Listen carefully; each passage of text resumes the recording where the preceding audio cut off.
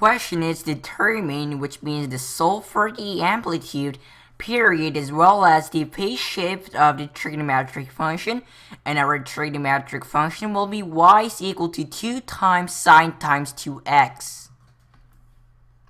So as we can see, this question is basically to solve for our amplitude, period, as well as the phase shift of our trigonometric function, and our trigonometric function is y is equal to 2 times sine 2x. So obviously we know that y is equal to 2 sine 2x will be a function. 2 times sine 2x will be the function, but it will going to be a relation between the trigonometric function. The reason is because we know that there are 3 trigonometric function values usually. That is sine, cosine, as well as our tangent. And our graph was formed by our sine values, 2 times sine 2x. So this question will obviously going to be related to our trigonometric function values. But if you go more in detail, we need to solve for our amplitude, period, as well as the phase shift of our trigonometric function. So in order to solve for this question, we have 3 things in order to know or in order to solve for this question. And the first thing will be the properties of our triangle trigonometry. And what are the things in our triangle trigonometry? There will be sine, cosine, and the tangent, which is the most important and the basic thing in our trigonometric function problems. So the first thing that we're going to talk about is the triangle trigonometry values, and it is the most important and the most basic thing in our trigonometric functions before we started. And what is the most important thing in our trigonometry function or our triangle trigonometry? It will be our triangle, because they are the thing that we can apply in our triangle. And what triangle specifically? It will going to be a right triangle. So if you want to apply our triangle trigonometry, we always need to require a specific triangle that has the right angle. And what is the next important thing after the triangle? It will going to be the main angle, because that main angle is the thing that generates or defines our triangle trigonometry values. Depends on our angles, our main angles locations. Depend on our main angle's location in our triangle trigonometry, its values will be different. So let's draw a right triangle and apply what the triangle trigonometry values will going to be.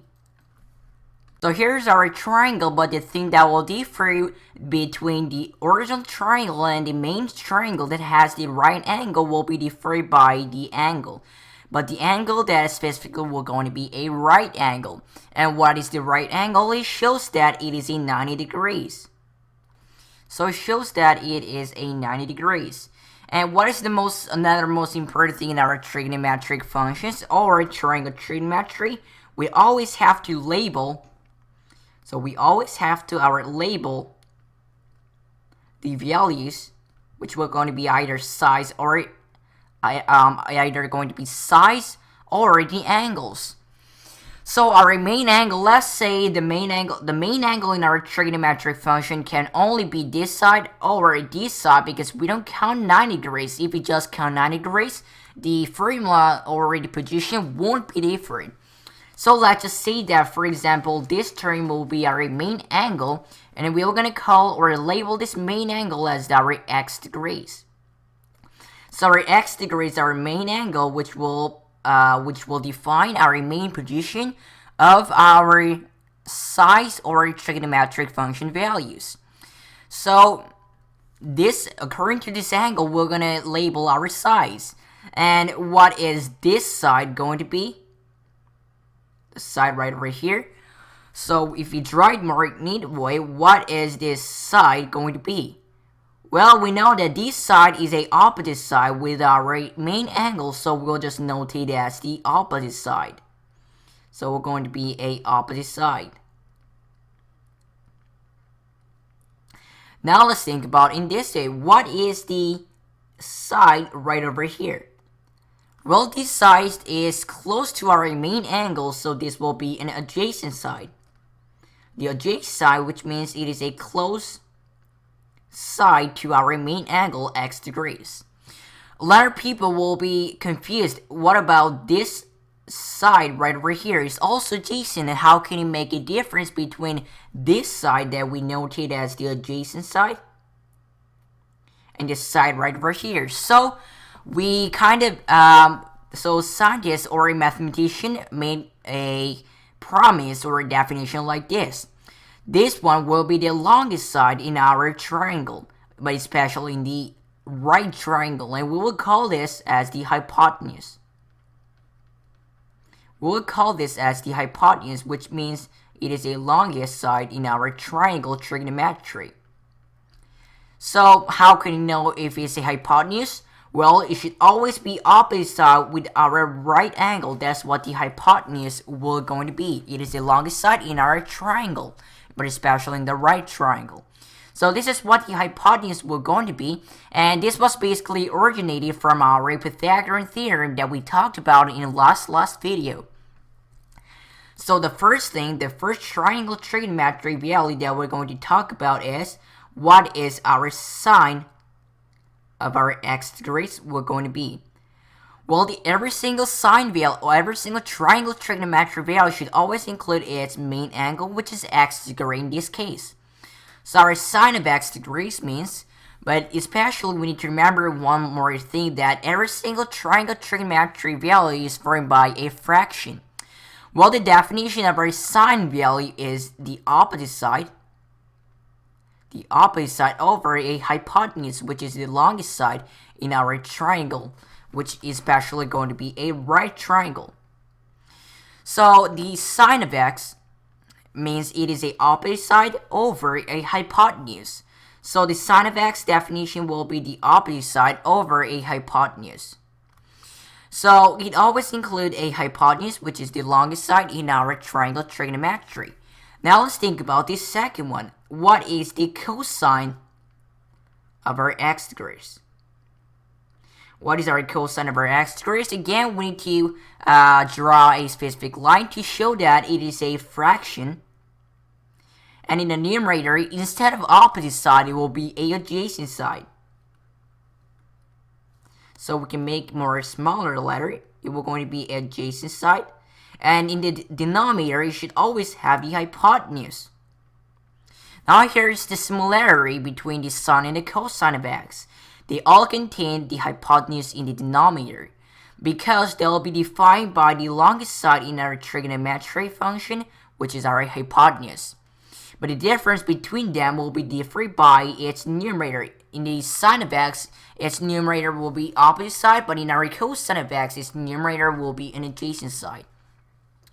Now let's think about the third one, which will going to be our last one, which is different with sine and cosine. We call it as the tangent of our x degrees. Well, there's all similarity exists. We always need to make it into a fraction. And in the numerator, it will going to be opposite side over adjacent side. Now we can clearly see a difference between them.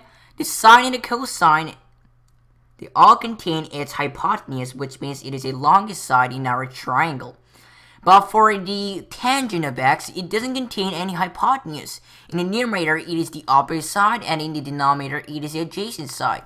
This is what the triangle trigonometric values were going to be. Let's make it thicker. So this is what the triangle trigonometric values were going to be. So let's put our letters a little bit downward to show it clearly.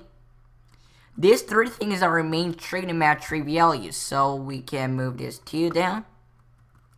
But one more thing that people are confused with is that, well, we know that there is a opposite side in our numerator and the adjacent side in the denominator. We can simplify this in a different ways. And what are the different ways? Well, we know that the opposite side's main angle shows that it is a sine of x, and adjacent side shows that it is the cosine of x. And the tangent of x is the opposite side over adjacent side, which means the tangent of x can be simplified in this way. Well, we know that opposite side shows that it is a sine of x sine of our x degrees, all of them over our adjacent side. What is our adjacent side referred to? The adjacent side referred to a cosine of x degrees. So this one, opposite of our adjacent side, can be simplified in this way. It will going to be sine of our x degrees, all of them over cosine of our x degrees. This is what the tangent of x simplified version will going to be. Sine of x degrees over cosine of x degrees. Because we used it from the origin of our sine and cosine values. So these whole things,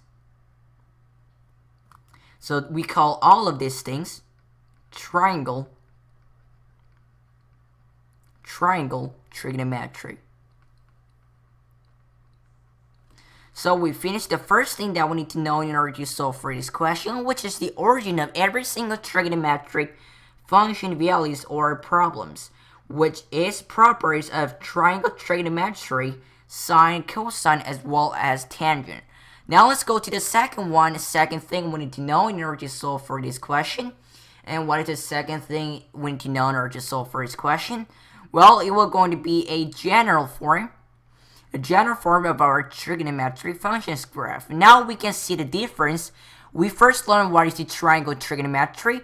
It is a trigonometric function that we apply to our triangle. But what is the trigonometric function? We apply our sine, cosine, tangent to our function.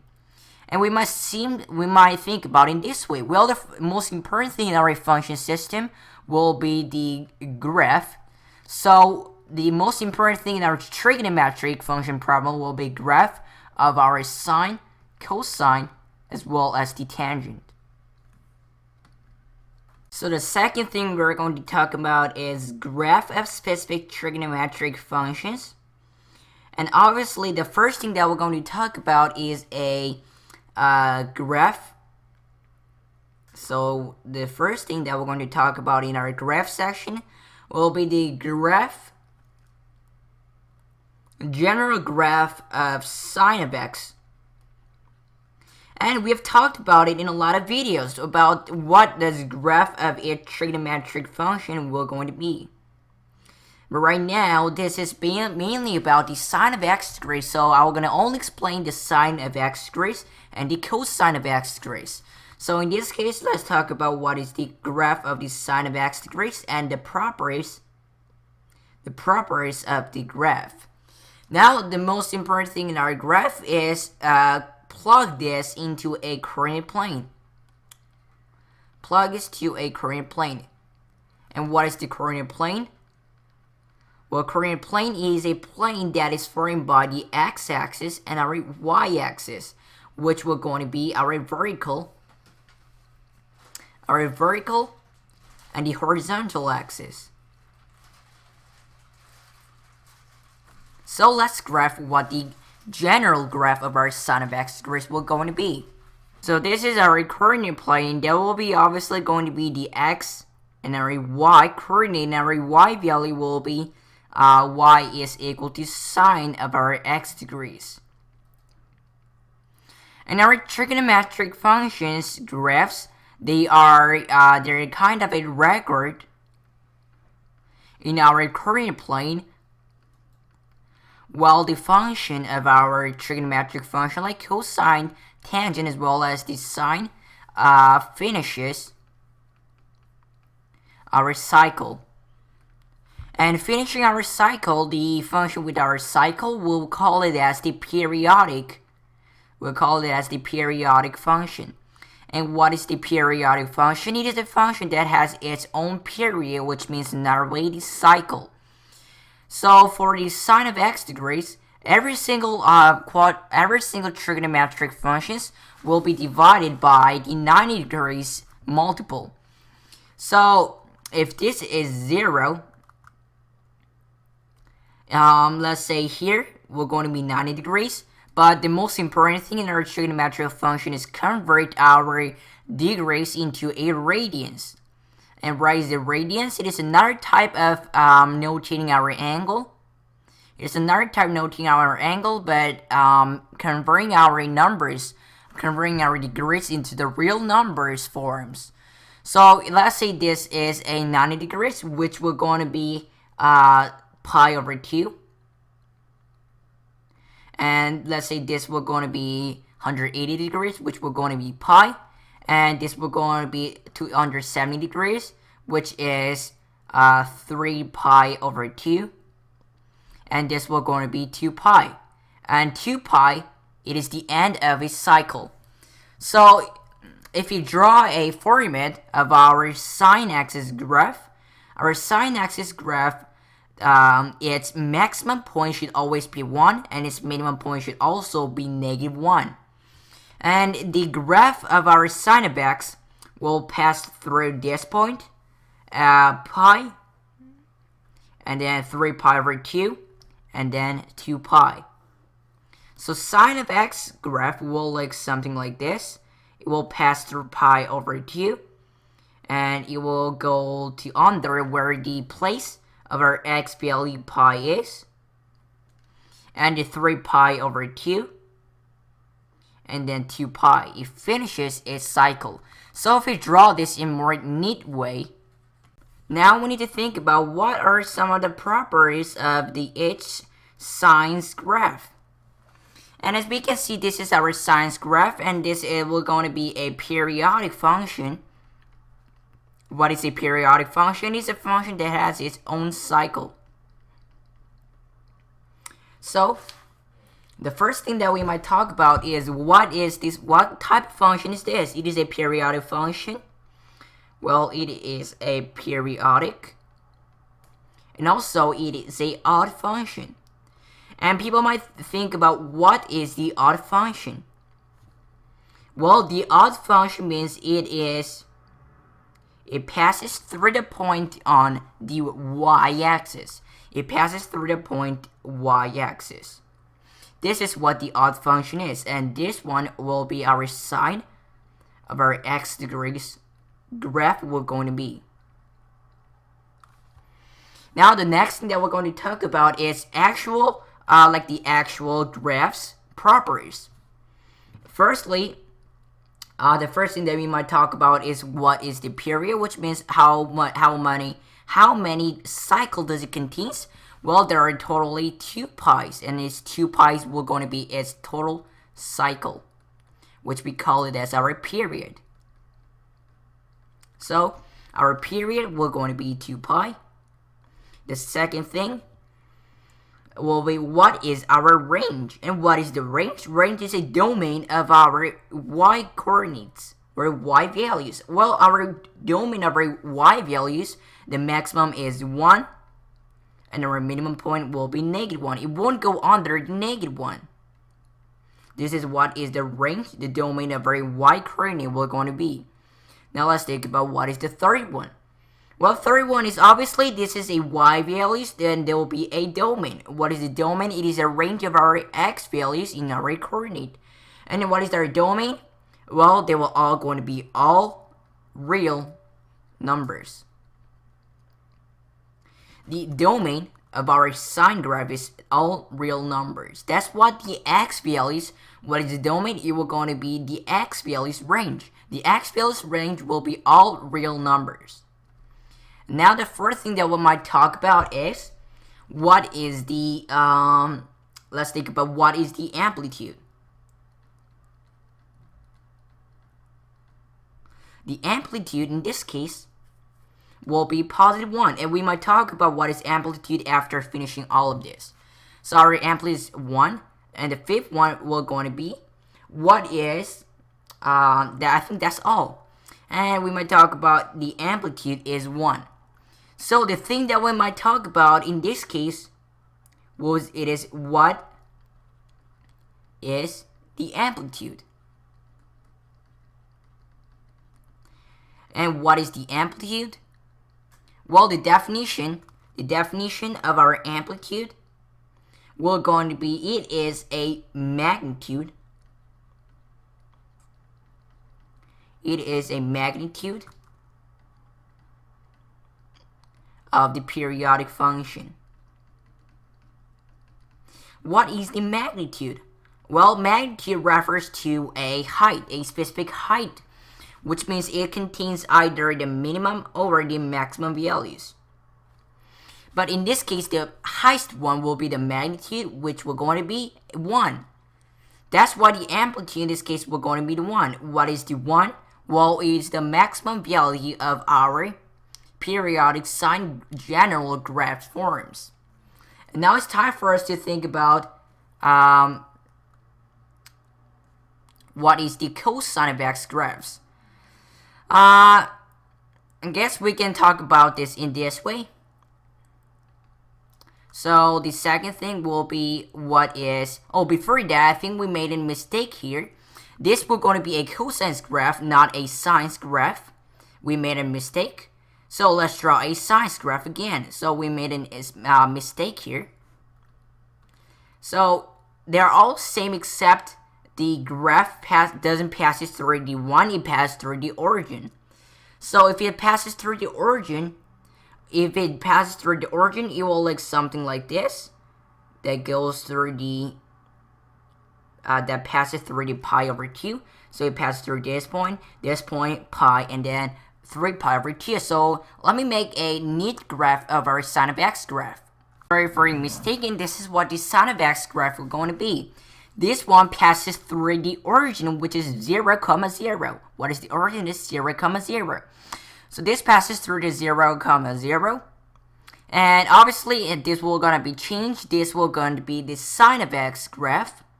So the sine of x graph will be the odd function. And this is the formant of our sine of x degrees. The difference between the cosine of x degrees is that it passes through the origin, or must pass through the origin. And again, the highest one is 1, and the smallest point will be -1. So this is what the sine of x graph will going to be, and we talked about its properties. And now let's think about what is the cosine of x graph. And the same thing with the sine of x graph, we will need a specific, the current plane to apply it. So this will be a x-axis, but the y-axis will be varied. It will going to be y is equal to cosine of our x degrees. So this will be obviously going to be same. There will be 0 and then 90 degrees, which is pi over 2, and then I guess 180 degrees pi, 3 pi over 2, 270 degrees, and there will be 2 pi, which is the end of the cycle. So if you draw a cosine of x axis trigonometric function graph, it will look something like this. The y is equal to cosine of x graph will look something like this. It passes through the 1, which will going to be its maximum value, and this is the main difference between sine of x and the cosine of x. This will going to be a even function. And what's the even function? It is a periodic function that passes through 1. This will going to be a odd function. What is the odd function? It's a periodic function that passes through the origin 0, 0. So this is maximum point is 1, and this lowest point will be -1. So it should be -1. And this is what the cosine of x graph will look something like this. And they are exactly the same with our sine graph, and except this graph is a even function. And now let's think about 2 more things. The first thing that we're going to talk about is the first thing that we're going to talk about right now is the general form. So a general form of trigonometric, so we'll just write it as the trig function. So we're going to write a trig function. So the general form of our trig function, trigonometric function, will look something like this. It will be d plus a times whatever the trig value will going to be. So d plus trig value, so and then times bx plus c, and then plus d. This is what the general form will going to be. Let's write more neat way. So it will be d plus a times trig times bx plus c and plus d. And now people might think about what does its variable does. Like, what does its variable does? Firstly, we might need to think about what is the amplitude. What is the formula for solving for the amplitude? Well, the formula for solving for the amplitude, and again, the amplitude is the magnitude of our periodic function.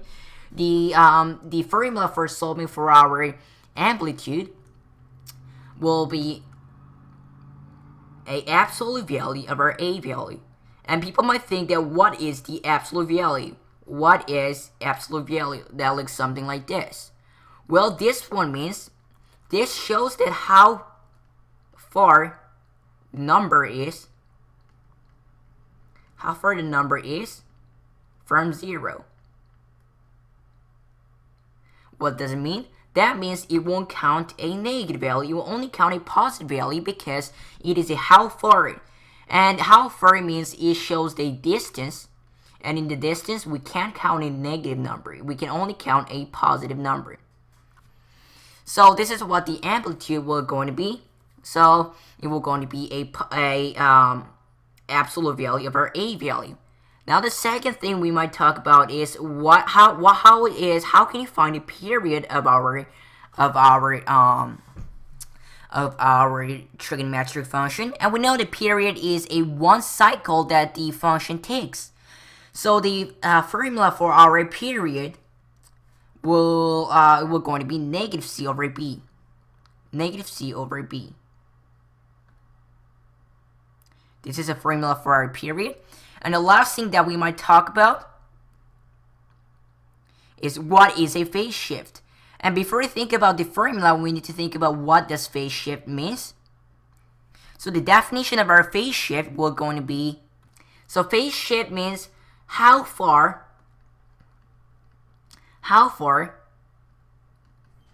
did the function move, or we can say translate, horizontally. So the phase shift shows that how far did the periodic function move horizontally. And what is the formula for our phase shift? Well, the formula for our phase shift will going to be negative c over b. And we made a mistake with the period. We kind of confused with the period thing. It is not negative. C over b. The period will going to be, what is the period will going to be? Well, the formula for our period will be 2 pi over b. This is what the formula for our period is. So let's remind ourselves the formula again. What is our formula for amplitude? It is the absolute value of our A value. The A value right over here. And what is the period? It is 2 pi over b. 2 pi over b value right over here. And what is the phase shift? Which means how far did the function translate horizontally? It is negative c over negative b. So these were the formulas for applying. So for applying our general formula trigonometric function. And let's get back to our original question. They asked us to solve for the amplitude, period, as well as phase shift of y is equal to 2 times sine of 2x. So we don't really have much spaces that we can use.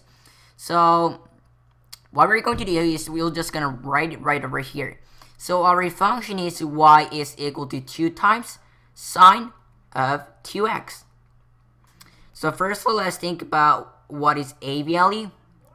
Well, our A value is the multiplication after or before these trig values. Our trig values in this case will be sine value, and our 2 value will be our amplitude. But absolute value of 2, which will just going to give us 2. Now let's think about what the B value will going to be. Our B value. What was the B value? It was the thing in front of our x values. What was our B value? It was going to be 2. And now let's think about what is the C value. Well, there is no C value that exists after the x value, so our C value was just going to be 0. So using this A, B, and C values, we might think about the amplitude, period, as well as the phase shift. What is the amplitude of y is equal to 2 times sine of 2x?